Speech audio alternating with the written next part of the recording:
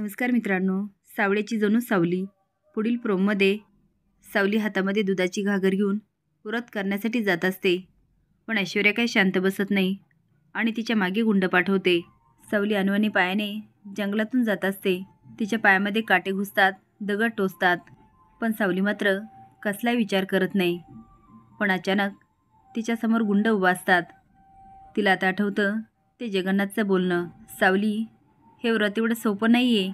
त्याच्यामध्ये खूप अडीअडचणी येणार, संकट येणार आणि त्या सगळ्यावर मात करून तुला हे व्रत करावं लागणार. पण सावलीने पण ठाम केलेलं असतं. ती आता समोर गुंड बघते आणि त्यांना म्हणते, प्लीज मला जाऊ द्या. तिच्या साधेपणावर गुंड हसायला लागतात. एकजण मागून येतो, तिच्याजवळ उभा असतो. सावली मागे बघते आणि जाम हादरते आणि त्यांना म्हणते, प्लीज मला जाऊ द्या. ती आता संधी साधते आणि तिथून पळ काढते. पण गुंड मात्र तिचा पाठलाग करत असतात. सारंग गाडीतून जात असतो. त्याच्या लक्षात येतं की ब्रेक फेल आहे.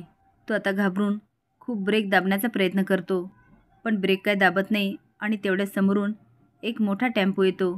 तो ऐश्वर्याने पाठवलेला असतो सारंगच्या गाडीला धडक देण्यासाठी. पण सारंग मात्र कसाबसा त्याला चकवा देतो आणि बाजूला जायला लागतो. पण ब्रेक फेल असल्यामुळे त्याची गाडी जाते आणि एका झाडाला धडकते. सारंगचं डोकं आदळतं, त्यामधून रक्त यायला लागतं. गाडीचं दार उघडतं आणि सारंगचा हात बाहेर पडतो, तर तो हात पण खूप रक्ताबंबाळ असतो. सावली पळत असते, गुंड पाठलाग करत असतात.